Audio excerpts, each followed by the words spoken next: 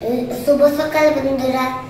आज शुभ मलया हमारे আগমনের বার্তা নিয়ে আমার একটা ছোট্ট প্রশ্ন।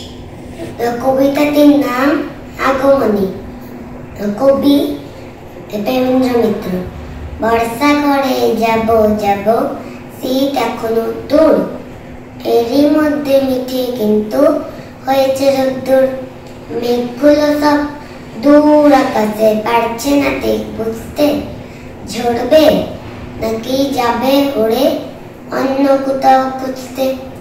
থেকে থেকে তাই কি শুনি বুক্কা পানো দাগ, হাতটা যতই হোক না যাবর মধ্যে ফাঁকির ফাঁক।